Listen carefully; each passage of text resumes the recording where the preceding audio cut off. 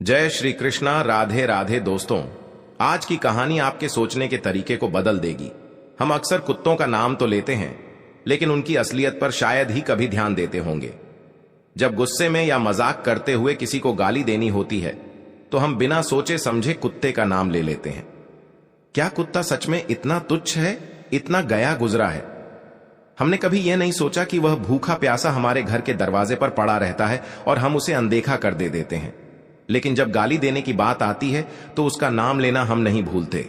इसलिए आपसे निवेदन है कि बस कुछ मिनट निकालकर इस कहानी को ध्यान से सुनिए।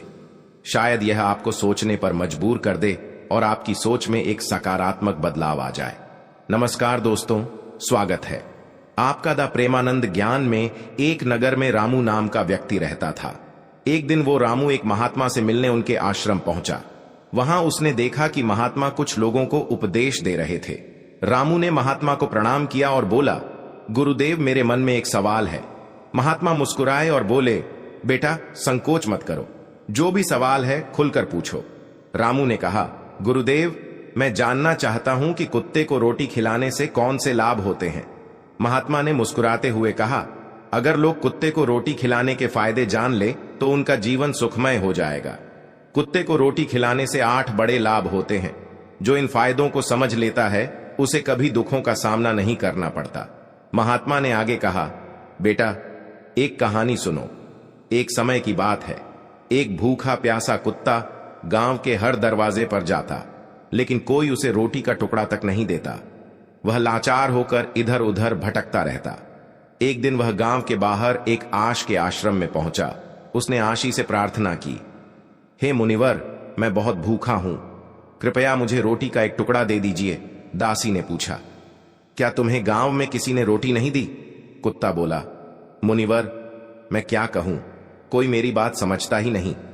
रश ने सहानुभूति से कहा, तुम्हारी पीड़ा मैं समझ सकता हूं, बताओ क्या हुआ? कुत्ते ने कहा, हमारे पास ना घर होता है ना कमाने का कोई साधन। हमें कड़े पहनने या पढ़ने लिखने का ज्ञान नहीं है। सर्दी गर्मी बरसात सब सहन करते हैं, लेकिन मुनिवर हम भी इंसानों की तरह भूख से तड़पते हैं, दर्द से कराहते हैं और दुख में रोते हैं। ईश्वर ने हमें वैसे ही बहुत कष्ट दिए हैं, फिर भी लोग हमें परेशान करने से बाज नहीं आते। हम आपकी तरह मनुष्य नहीं हैं, हम पराधीन जीव हैं। जब हमारा जन्म हुआ उस समय हमारी आंखें और कान बंद थे। हम यह नहीं कह सकते कि हमारे जन्म पर भी वैसा ही जश्न हुआ होगा जैसा आपके जन्म पर होता है। नाच गाना बाजे बजते हैं, खुशी मनाई जाती है। क्या हमारे जन्म पर भी किसी ने खुशी मनाई होगी? जब मैं पैदा हुआ तो मुझे लगा कि मैं किसी बड़े घर में आया हूं, क्योंकि जिस जगह हम थे वह मुझे नरम और सुरक्षित लगी।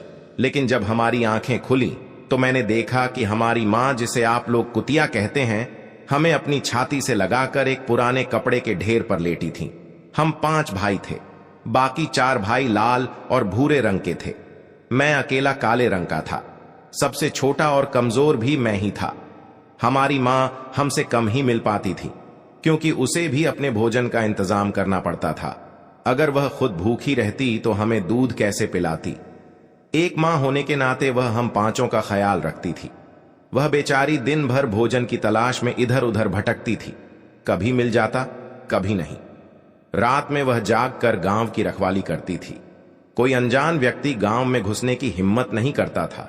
यहां तक कि दूसरे गांव के कुत्ते भी डर के मारे हमारे गांव में नहीं आते थे।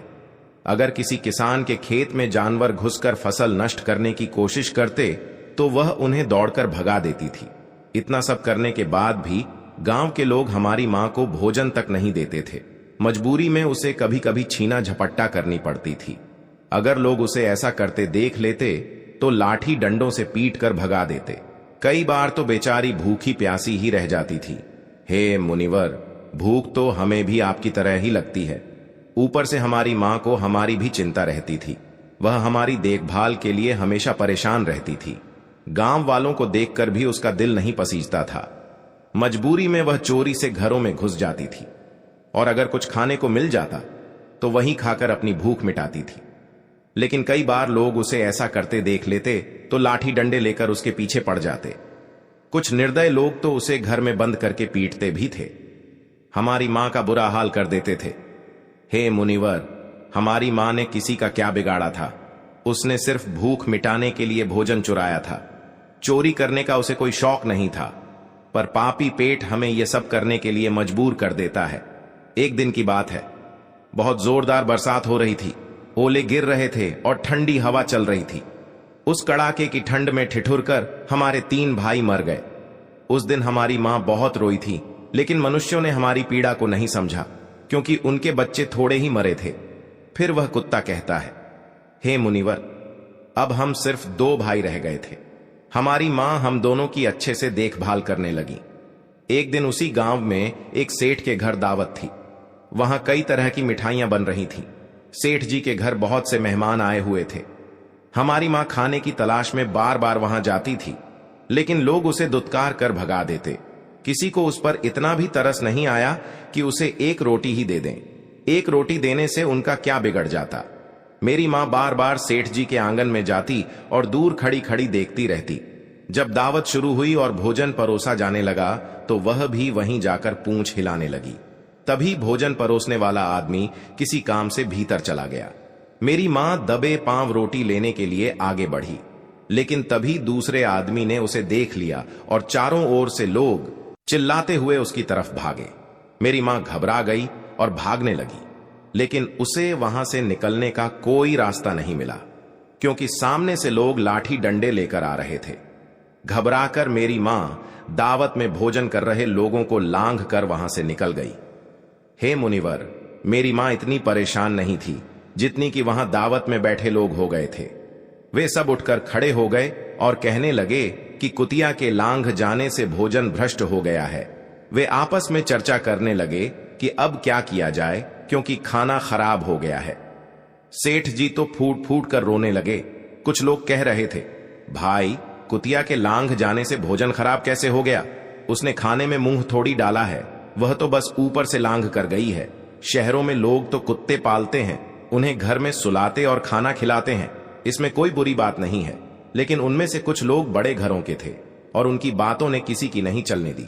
वे कहने लगे, भोजन तो भ्रष्ट हो गया है, यह अब तो खाने लायक नहीं है। आखिरकार उन्हीं की बात मानी गई और सारा भोजन गरीबों में बांट दिया गया। उस दिन मेरी मां को खूब पेट भर कर खाना मिला। ऐसा सुख उसने जीवन में कभी नहीं पाया था, लेकिन यही सुख उसके लिए बड़ी मुसीबत बन गया। भोजन करके वह वहीं आराम से लेटी थी। तभी सेठ डंडा लेकर वहां आ पहुंचा और उसे बुरी तरह पीटने लगा। उसे भागने का मौका भी नहीं मिला।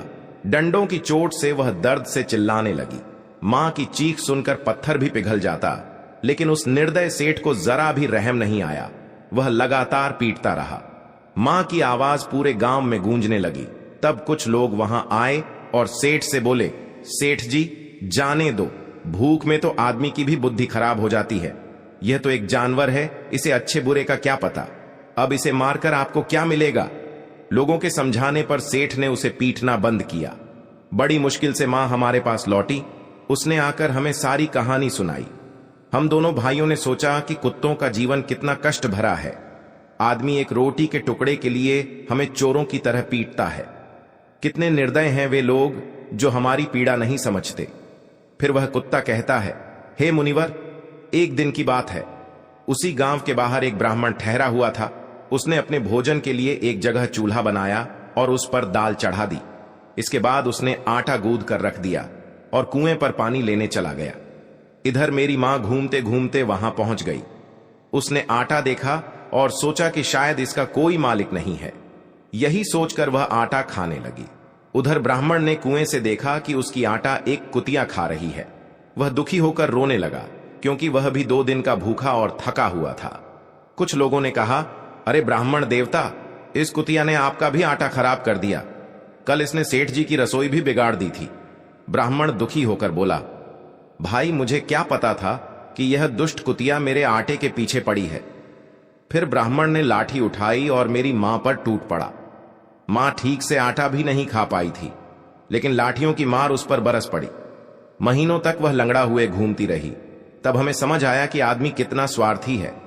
हम उनके लिए कितनी मेहनत करते हैं, उनकी रखवाली करते हैं, लेकिन वे हमारी तकलीफ नहीं समझते।